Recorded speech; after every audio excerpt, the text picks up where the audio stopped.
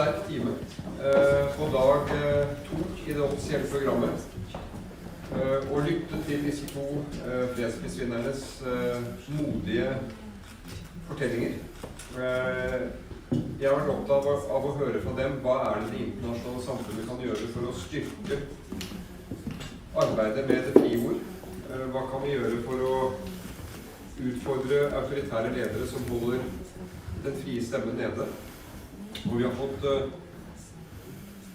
forskjellige tilbakemeldinger, også knyttet til hvordan vi forholder oss til sosiale medier, og hva som gjelder av regler og normer for hvordan man kan bruke dette mot mennesker og mot demokratiske prinsipper. Hvordan vi kan forhindre at de som arbeider for det frie ord blir stemplet som utenlandske agenter, og så videre. Og jeg tror fellesnevneren at vi må bry oss, vi må ta dette opp i internasjonale sammenhenger, vi må komme på besøk og følge med. Det ingen strategi å være passive og holde seg på avstand. So I've shared with the journalists that your advice to us is that we engage leaders, that we raise issues in international fora, that we work for strong regulations that are transparent and working for the sake of free speech. My message has been that Norway will follow up on this. We are a member of the Security Council. We will raise in particular the issue of the right of journalists, the right of women journalists to perform their important work. We will raise it with our Nordic and European partners and keep this issue alive. That is the point. So those authoritarian leaders who believe that if they put pressure, this will go away, they will be disappointed, because we will raise it. The previous government in Norway issued a free press, freedom of speech strategy. That will be continued by the current government.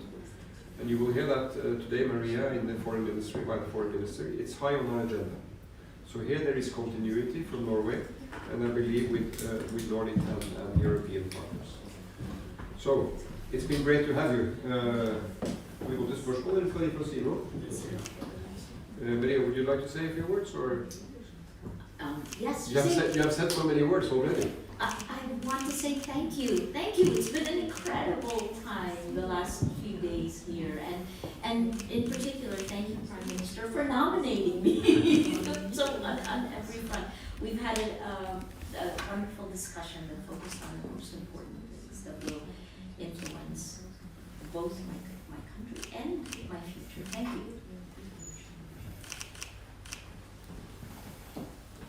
До приезда в Осло мы по Zoom-связи разговаривали с журналистами в пресс-клубе города Осло. И я хочу пожаловаться на вас, господин премьер-министр. Они сказали, что им очень скучно, происходит мало событий. Я считаю, что за это вас надо благодарить. Before I came to Oslo, I had a Zoom meeting with Norwegian journalists who were members of a press club. And they actually complained about something, that complained on the work conditions here in Norway. They said they have nothing to write about, it's too boring. Prime Minister, this is something I pass to you, but actually I want to thank you very much for that. А кому очень скучно, я приглашаю к нам. And if you are very bored, so I welcome you to Russia. Well, I can assure you, Nobel laureate, we don't find the press boring here. They keep us busy. But please. We have time for some questions, and we start with TV2.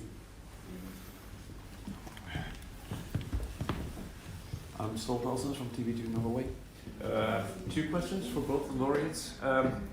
Now, being Nobel laureates, you are in the position to nominate others for the Nobel Peace Prize. And do you have any candidates in mind right now? And the other question is, I guess you've had a little tour of the Norwegian democracy during these past days. Could you tell some of your impression of the Norwegian democracy and what you envy the most. The last question first, which is, what I've loved in the last few days is talking to a range of leaders from different political parties, and actually seeing how in the end, what Norway's kind of division is not as large. Let me flip it the other way. You still have a shared reality. Even though, I guess, if you look at my country, our gaps are this wide. You look at the United States, you look at other Western democracies, the gaps, because partly fueled by the tech, has gotten significantly wider. That allows alternative facts. One of the questions I did ask, not the Prime Minister, but in one of the meetings, was how is Norway able to do this? I think part of that is also the media. You're not as weak as we are in other parts of the world. So traditional media has helped hold the line. But that I'm very jealous of, that you can still sit around a table and debate and come out with the best, what you consider the best for you. You must come visit a tropical nation. Our weather is a little bit better. But Norway is, I helped launch earlier this year, or mid-year, I think, the freedom of expression strategy of Norway. So you're up in terms of all of the press freedom indexes around the world. We are near the bottom. So that gap I would love to compress. To whom much is given, much is expected in return. So, please help. The problems are global. And then in terms of nomination, give me a few days. I have tons from Asia.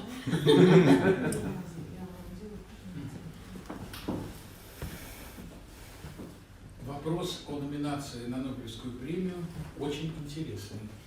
You asked a very interesting question on the nominees for the Nobel Peace Prize. Но поскольку я абсолютно убежден, что это премия газете и журналистам, то до того, как что-то сказать, я обязательно должен с ними посоветоваться. As far as I'm deeply convinced that this Nobel Prize belongs to journalism and journalists in general, I would like to have an advice from my colleague first before I express something here. И про то, чему я завидую. And what I'm envious about. У вас средняя зарплата приблизительно в 6 раз выше, чем у нас. The median salary level is 6 times higher at this place than in our place. У вас гражданин страны получает долю от нефти и газа. And every average citizen in Norway has its own share of oil and gas income. У нас в Конституции написано, что гражданин имеет право на недра Родины. Our constitution says that our citizens have a right for the national resources. Однако деньги от углеводородов идут на яхты, замки, роскошь и частные самолеты, в основном. But all those carbon revenues go to pay yachts, villas, and private planes. У нас недра принадлежат узкому кругу элиты. Those natural resources in Russia belong only to a very small group of elite. Это системное различие, и я, конечно, с удовольствием смотрю, как это устроено в Норвегии. This is a great difference in how system works, and I admire watching how it works in Norway. Next questions go to NRK. Hi, my name is Andre Børke. I work at NRK. I want to ask you a question about your future for when you come home. Do you think this prize will affect you in any way when you return? Or have you any new reflections after receiving your prize yesterday? Thank you.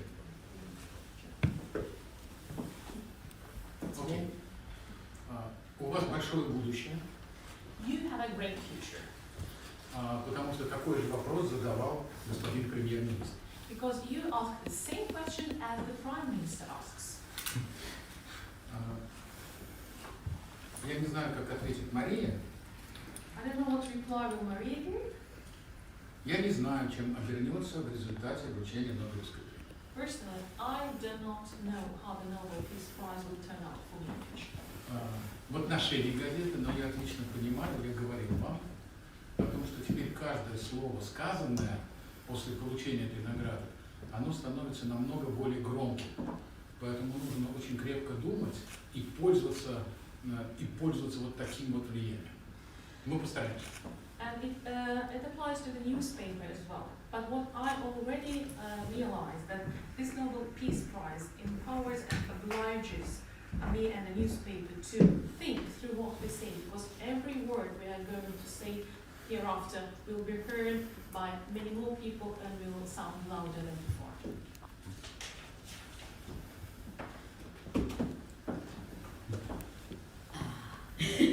I'm rarely speechless, but Norwegians have made me speechless a lot in the last 2 months.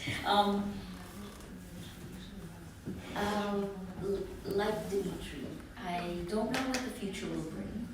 I still have 7 cases against me. I will face them all in court and I will win. I have to own it.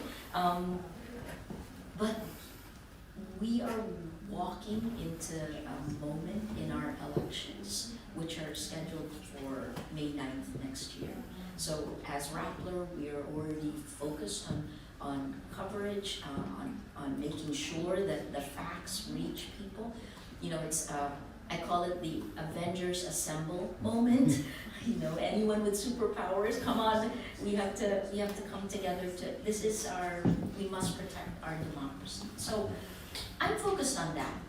And then I have a lot of family and friends and a wonderful team of lawyers who will hopefully have my back. Thank you.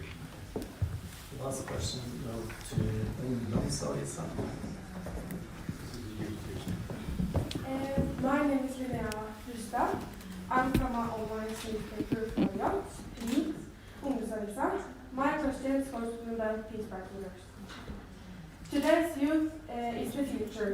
How important is that young people can safely use their freedom of expression? Can you repeat your question, please, without a mask? Today's youth. Without the mask. Without the mask. Today's youth is the future. How important is it that young people can safely use their freedom of expression?